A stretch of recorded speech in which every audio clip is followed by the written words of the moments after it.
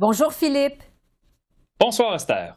C'est difficile de sondage en sondage pour les libéraux. Est-ce que c'est trop tard pour Justin Trudeau?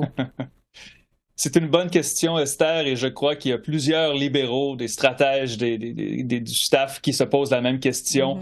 En tant qu'homme de chiffres, je dois dire cependant, c'est beaucoup trop tôt, mais je comprends la réaction. Ça fait maintenant 6 mois que les libéraux sont derrière dans les sondages, et pas derrière de peu. On parle de dizaines de points, même de quinzaines de points derrière les conservateurs. Et donc, il y a un aura d'inévitabilité autour de Pierre Poilievre. Et je crois que ce sentiment-là pourrait commencer à s'installer au sein de l'équipe libérale au cours de l'année, mais pour l'instant, c'est encore beaucoup trop tôt. Il reste 18 mois avant les élections. Les conservateurs sont en tête des sondages partout au Canada, sauf au Québec. Ils sont en 3e place. Est-ce qu'il y a du mouvement pour les conservateurs au Québec?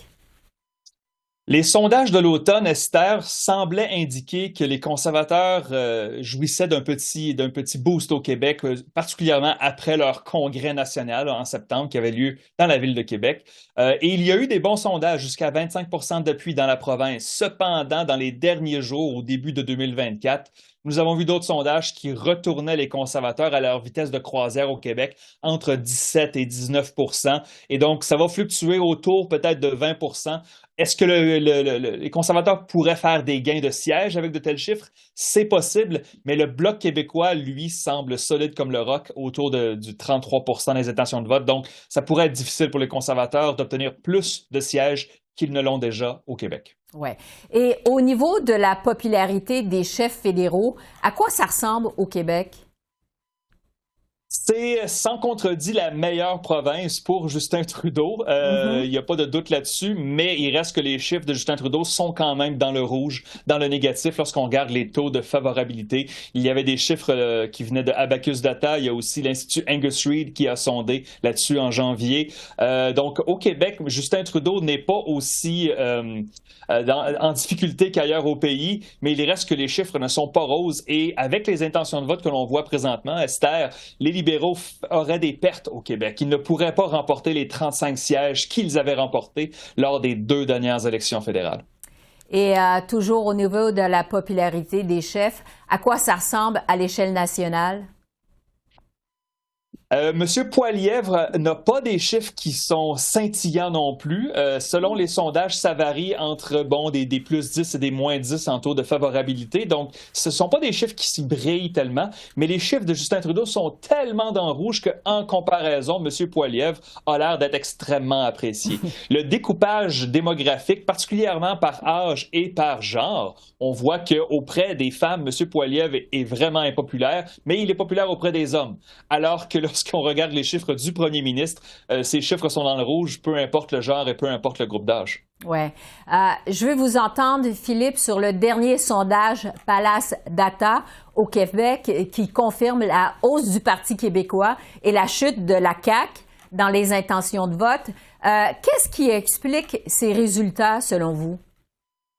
C'est assez phénoménal pour un parti au pouvoir de perdre la moitié de ses appuis en à peine un an. Il y a un an, la CAQ était à 40 dans les sondages, sortait d'une élection où est-ce qu'elle a remporté une vaste majorité à l'Assemblée nationale.